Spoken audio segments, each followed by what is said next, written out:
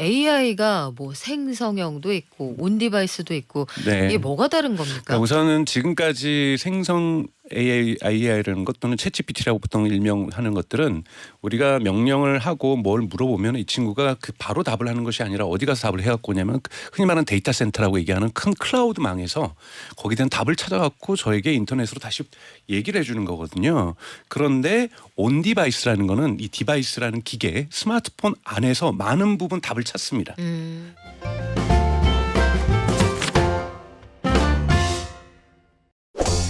지난해 반도체가 좀 어려울 때도 제주 반도체 등 일부 온디바이스 주로 분류되어 있던 그런 반도체주들은 꽤 많이 주가가 올랐습니다. 제가 여기서 힌트를 드렸죠. 온디바이스 AI. 근데 이게 대체 뭔데 올해 AI 스마트폰 판세를 바꿀 수도 있다 이런 얘기가 나옵니다. 이게 스마트폰 안에 나만의 비서가 쏙 들어가 있는 그런 전화기라고 하는데 이게 있으면 되게 좋을까요? 시장 판도를 어떻게 바꾸게 될지 미디어 스피어 강정수 박사에게 들어보겠습니다. 안녕하세요. 안녕하세요. 박사님, 누구나 비서 하나쯤 있는 시대가 오는 거예요? 원래부터 있었죠. 뭐 실이라든지 빅스비라든지 있었는데 애들이 철이 안 들어서. 근데 애들이 말귀를 잘 알아듣지 못했어요. 네, 철이 안 네. 들어서 성장하지도 못하고 학교도 잘 안 가려고 그러고. 실이야 그러면 그 대답도 잘 안 하고. 네. 배움도 좀 약하고 이런 부분들이 이제 인공지능이 고도화된 여러분도 아시는 챗GPT라든지 이러한 고도화된 인공지능이 이제 스마트폰으로 들어오면서 우리가 응답하고 말하는 것뿐만이 아니라 스마트폰에 설치된 다양한 앱들을 네. 저희를 대신해서 이메일 계정 열어가지고 회사에서 온 이메일에다가 나 오늘 아프다고 답장 좀 해줄래? 뭐 예를 들자면 이렇게 얘기해도 인공지능이 그걸 처리해서 그걸 보내줄 수 있는 이러한 기능들까지 가겠다라고 해서 삼성이 1월 17일입니다. CES가 끝나자마자 직후에 지금 일정을 공개를 했는데요. 자기 AI 폰이라고 얘기를 하면서 AI 폰의 시대를 열겠다. 그래서 애플이라든지 구글이라든지 그 어떤 다른 경쟁사보다 먼저 이 시장을 주도하겠다라고 해서 AI 폰이라는 이름을 아예 공식적으로 사용을 하고 있어요. 그래서 AI 폰을 S24 갤럭시 S24죠. 여기서 이제 하겠다라는 건데요. 이런 부분들이 올해 시장의 가장 큰 스마트폰의 이제 키워드로 작동하고 있습니다. 왜냐하면 작년에 이제 아이폰 15도 나왔지만 그렇게 시장에서 호평을 받고 있지 못하고 있거든요. 그리고 사실 작년에 갤럭시 23 같은 경우에도 큰 기대감을 만들어내지 못하고 있다 보니 뭔가 이 스마트폰 시장을 조금은 활성화시키기 위해서라도 뭔가 이제 카메라를 더 좋게 하는 건 또 한계에 도달한 것 같고 뭔가 하드웨어 차원에서의 어떤 기능적인 부분에서 한계도 도달하다 보니 적극적으로 지금 스마트폰 사업자들이 AI를 도입을 하겠다. 뭐 이러한 부분들로 볼 수 있습니다. 그래요. 온디바이스 AI라는 게 지금 그 말씀을 들으니까 살짝 뭔지 알겠거든요. 근데 AI가 뭐 생성형도 있고 온디바이스도 있고 네. 이게 뭐가 다른 겁니까? 그러니까 우선은 지금까지 생성 AI라는 것 또는 챗GPT라고 보통 일명하는 것들은 우리가 명령을 하고 뭘 물어보면 이 친구가 그 바로 답을 하는 것이 아니라 어디 가서 답을 해갖고 오냐면 흔히 말하는 데이터 센터라고 얘기하는 큰 클라우드망에서 거기에 대한 답을 찾아갖고 저에게 인터넷으로 다시 얘기를 해주는 거거든요. 그런데 온 디바이스라는 거는 이 디바이스라는 기계 스마트폰 안에서 많은 부분 답을 찾습니다. 그러니까 온 디바이스 그러니까 나의 스마트폰 안에서 답의 예를 들면 7, 80%를 찾고 그래서 여기서 답을 주고 이거를 심지어는 인터넷이 끊겼어도 어느 정도는 답을 할 수 있는 이런 식으로 디바이스 내에서 작동되는 거고요. 엄밀한 의미에서는 그렇기 때문에 하이브리드라고도 얘기를 해요. 즉 온 디바이스에서 한 80% 하고 네. 20%는 인터넷에 연결돼서 데이터 센터에서 좀 가져오고 좀 이런 부분들이 있는데요. 정확하게는 하이브리드라고 볼 수 있지만 우리가 그냥 일반적으로 볼 때는 지금까지 있었던 AI는 클라우드 AI라고 해서 데이터 센터를 통해서 답을 찾아갖고 오는 AI고 지금 온 디바이스 AI는 나의 여러분들이 가지고 계시는 스마트폰 안에서 답을 찾는다. 이렇게 이해하시면 편하실 것 같습니다. 디바이스가 기기인데 네. 기기 안에서 네. 답을 해줄 수 있는 친구가 온다. 네. 신기하다. 8239님 대박 방송에서 시리야 하니까 제 휴대폰이 네? 라고 대답했어요.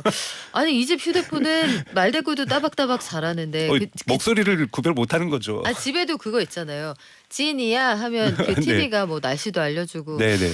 근데 아직까지 저는 이 기능에 대해서 약간 회의적인 것이 찐이야 오늘 날씨 알려줘 했더니 저희 집 TV는 오늘날 관련한 콘텐츠를 검색합니다. 그거 말고 날씨 네. 알려달라고. 그러니까 제가 아까 말씀드렸던 네. 철없다고 얘기를 했고 아직 성장하지 못했다고 얘기했었는데 여기에 쓰였던 AI는 사실은 AI라기보다는 AI 기술을 활용한 전통적인 소프트웨어예요. 그러니까 즉 답을 다 엑셀로 다 만듭니다. A라는 질문이 오면은 B라고 답할 것. 그리고 B라고 답을 만약에 여기 답이 없으면은 이걸 찾아가지고 날씨 정보를 이렇게 말해줄 거. 근데 이 A라는 질문을 인식하는 게 인공지능인 거예요. 사람의 목소리를 인식하는 것이 인공지능이지 답변을 해주는 것이 인공지능이 아니었어요. 그러다 보니까 대단히 초보적인 인공지능이다 보니까 철이 없었던 거고 지금 여러분들도 이제 작년부터 들어오셨던 생성형 AI 또는 생성 AI라고 하는 이 챗GPT는 그 추론을 해내면서 여러 가지 답변들을 갖다가 되게 지능적으로 아주 능숙하게 답변을 하잖아요. 그리고 할 수 있는 일도 많고 그림을 그려달라면 그림도 그려줄 수 있는 거고 그 그림을 해석해가지고 의미도 전달해 줄 수 있는 거고 수학 문제도 풀 수 있는 거고 그러니까 이러다 보니 이러한 AI가 우리가 얘기하는 챗GPT가 이제는 스마트폰의 온 디바이스 여기에 기본적으로 장착되어진다라는 거고 삼성은 자체 개발한 가우스라고 하는 자체 개발을 했죠. 근데 그걸 가우스라고 이름을 쓰지 않고 갤럭시 AI라고 해서 이 이름을 갖다가 이번에 탑재시키겠다. 근데 이제 언론에 보도되는 것은 갤럭시 AI만 탑재시키는 것이 아니라 구글의 제미나이도 탑재시킬 가능성이 있다. 그래서 그럼 두 개가 충돌하는 거 아니냐 뭐 이런 기대감 뭐 이야기들이 지금 분석들이 나오는데요. 1월 17일 얼마 남지 않았으니까 갤럭시 24가 어떤 모습으로 AI 폰이라는 것을 우리에게 가져올지는 좀 지켜봐야 될 것 같습니다. 그리고 삼성전자뿐만 아니라 지금 애플이나 구글도 AI 폰을 준비를 하고 있다라고 네. 하는데 애플은 요걸 아바타로 구현을 해준다. 전화기를 딱 열면 여기서 누가 쏙 나오나요? 홀로그램으로 나와서 주인님 도와드릴까요? 이런 게 되는 거예요? 진이가 진짜 나타나는 건가요? 오호. 그런 네. 것보다도 이제 여러분들 요즘 이 프로필 사진을 갖다가 인공지능으로 해가지고 한 10년 젊어지는 모습들, 5년 젊어지는 모습 되게 인기 있는 건 아시나요? 그 스노우라든지 각종 서비스에서 사진 8장 올리면은 정말 저를 새롭게 탄생시켜줍니다. 그냥 내가 되고 싶은 나를 만들어주잖아요. 그렇죠. 여기다 또 네. 교복도 입혀주고 뭐도 입혀주고 다 하는데 그렇게 생겼으면 참 좋을 텐데. 그러니까 이 허그스라는 거는 아이폰이 만드는 것은 제가 사진을 찍는 게 아니라 저에 대한 동영상을 간단하게만 찍어주면 되게 360도 입체적인 저의 모습을 인공지능 프로필 사진으로 보신다. 지금 인공지능은 일종 2D잖아요. 네. 그래서 여러분 이제 3D로 저를 보시게 된다. 그래서 제가 시리아 불렀을 때 그 친구가 나타나는 거예요. 그러니까 제가 나타나서 네. 그러니까 나의 그 아바타가 나타나서 저기 내 동생한테 오늘 저녁에 와인 올 필요 없다라고 얘기해줘. 내가 와인 사놨다고 얘기해줘. 네. 그러면은 그건 뭐냐면 동생의 이름을 안다라는 거예요. 온 디바이스가 지금 장점이 뭐냐면요. 개인정보 부분이거든요. 굳이 제 동생의 이름은 전화번호에 있는 전화번호를 데이터 센터에다 보내지 않아도 되니까 훨씬 더 개인정보 부분에서는 많은 부분에서 보호가 될 수 있습니다. 그러면 나의 동생에 대해서는 그 친구가 알고 있다라는 거고 나의 동생 그러면 전화번호에 누구구나 한테 메시지를 보내줘. 그러면은 저희가 일일이 동생 이름 찾아서 아니면 즐겨찾기에서 스틱해서 입력해서 물론 보이스로 입력할 수도 있지만 입력해서 보내는 거잖아요. 근데 제가 아바타를 불러서 정수야 나와서 우리 형한테 네. 내일 저녁 약속 나 못 간다 그래 뜨자고 얘기해줘. 그러면은 그런 얘기들을 보낸다라는 거고요. 삼성전자 같은 경우에는 이번에 갤럭시에다가 동시 통역도 집어넣겠다고 얘기를 했어요. 예를 들면 당신이 한국어로 얘기하면 저쪽에서 비즈니스 파트너라든지 누군가가 얘기할 때 일본어라든지 영어로 번역 통역도 해주는. 그리고 저쪽에서 영어로 얘기하면 한국어로 여기서는 번역을 해주는 이런 인공지능이 가지고 있을 수 있는 대단히 언어적인 부분에서의 이 통역 능력이 좋다 보니까 그런 기능도 집어넣겠다고 얘기를 했거든요. 그래서 이런 부분들 좀 기대하면서 봐야 될 것 같습니다.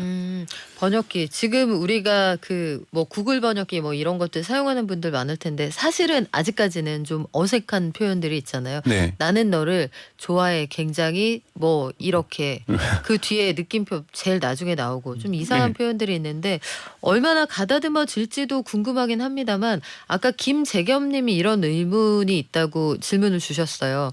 이 모든 걸 다 해내려면 도대체 휴대폰 용량이 얼마나 늘어나야 합니까? 기술이 좋아졌어요. 올해 12월에 이제 애플이 그리고 그거를 갖다 애플이 논문으로 발표를 했는데 이 플래시 메모리에서도 작동할 수 있는 언어 모델, 대규모 언어 모델 이런 네. 부분들이 그러니까 이 하드웨어 자체 내에서 하드웨어 용량이 방대해지지 않더라도 기존에 있는 용량 내에서도 인공지능이 작동하는 기술들을 만들어내고 있거든요. 그래서 요즘 경량화 대규모 언어 모델, 경량화된 이 인공지능이라고 얘기를 많이 하고 있습니다. 그래서 이런 경량화된 모델들이 우리 스마트폰에서 작동할 수 있다라는 거죠. 근데 스마트폰에서 작동할 수 있다라는 얘기는 앞으로 우리가 가지고 있는 노트북에서도 작동하는 거고 우리의 TV에서도 작동하는 거고 우리의 냉장고에서도 작동하는 거고 우리의 자동차에서도 작동할 수가 있다는 얘기가 되는 거거든요. 그래서 온디바이스 AI라는 부분들은 스마트폰에서 시작하지만 우리가 가지고 있는 모든 전자제품으로 옮겨갈 수 있다라는 거고 예를 들면 제가 냉장고하고 대화할 수도 있는 거고 제 스마트폰이 냉장고하고도 대화할 수 있는 거예요.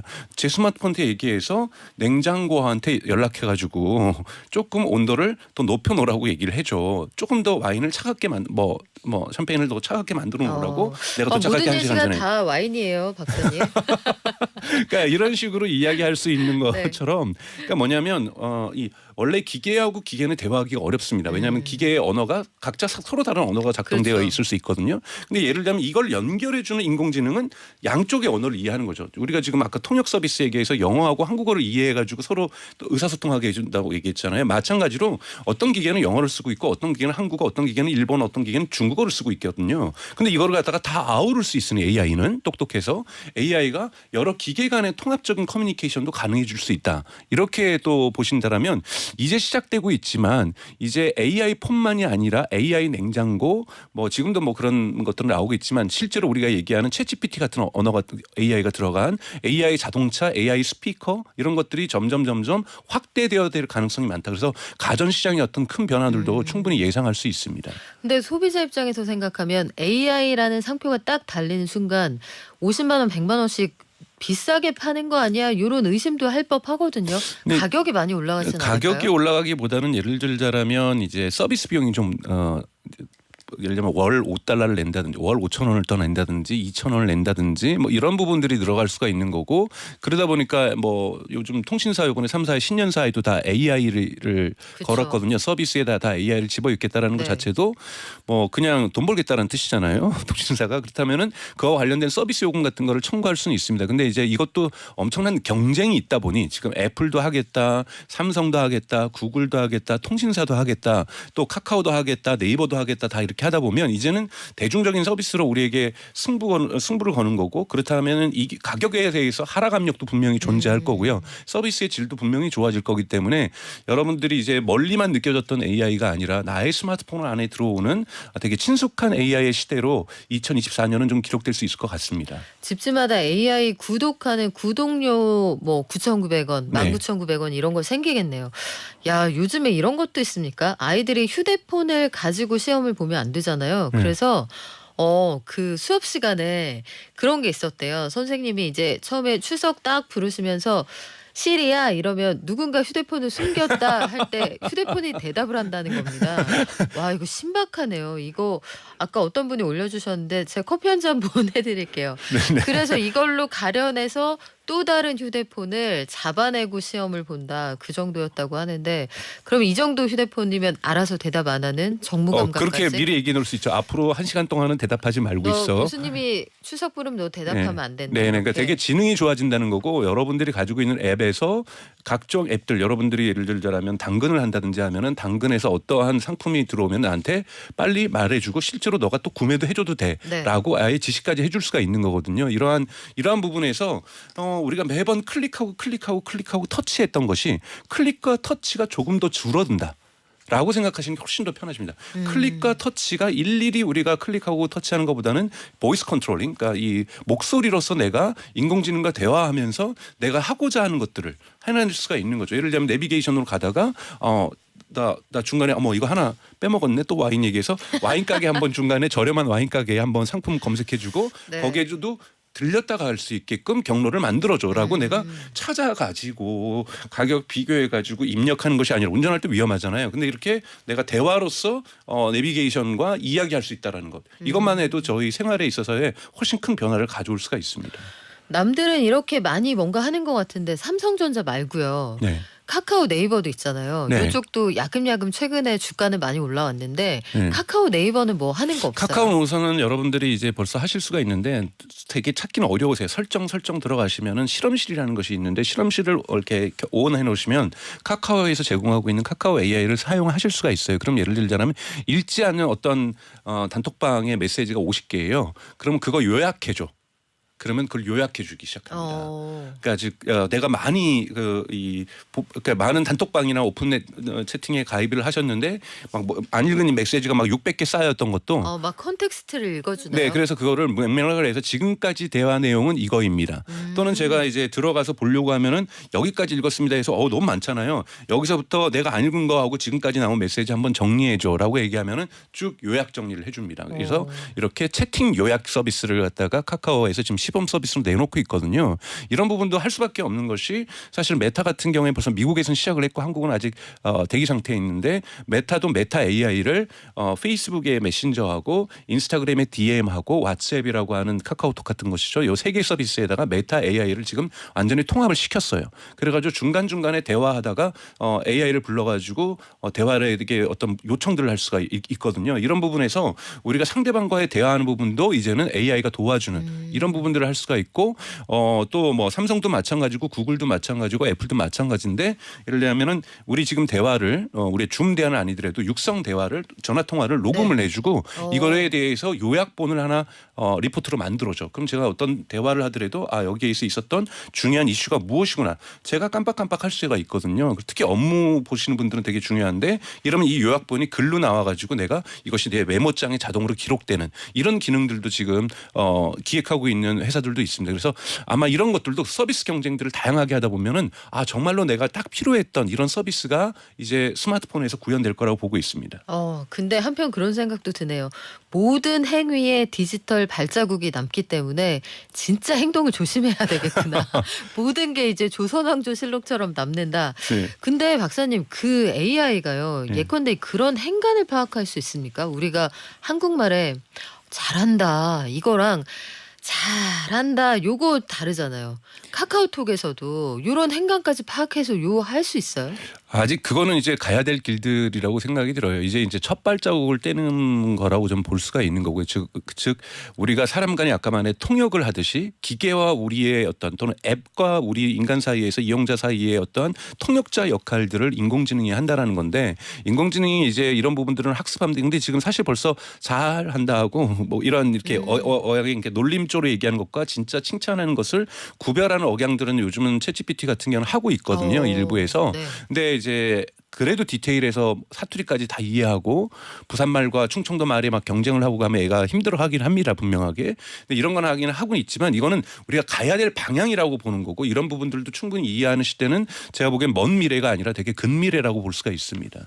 생각보다 멀지 않다. 네. 그러면 우리 지난해 연말을 좀 뜨겁게 달궜던 이슈가 AI와 윤리적 규범의 상충 문제. 네. 이거 그러면 나의 모든 정보를 너무나 많이 가지고 있는 이 AI가 혹여 윤리적인 규범과 부딪힐 때 이때는 우리 어디까지 컨트롤이 가능할까요? 사실은 그래서 거부감이 있으실 분들이 분명히 존재하실 거예요. 이용하시면서 내가 내 동생 정보와 내 형 정보와 내 애인 정보와 이런 것까지도 다 저 친구가 알고 있다라는 것 자체 그리고 내 애인과 지금 내가 사랑하는 사람과 주고받고 있는 대화를 이 친구가 다 분석해서 요약 정리한다는 것 자체만으로도 사실은 나한테 뭐 야 너 너무 하트 이모티콘 많이 쓰지 마. 그거는 별로 그쪽에서 반응을 안 해. 뭐 이렇게 해서 분석 결과까지 해주는 거. 사양하겠습니다. 그러니까 네. 이런 부분에 대한 거부감들은 분명히 있을 거고 그리고 여기에 대해서 정부가 어떠한 규제 가이드를 즉 왜냐하면 온 디바이스이기 때문에 이 개인 정보는 보호되어야 되는 거거든요. 그래서 이런 부분도 계속 갈등의 요지가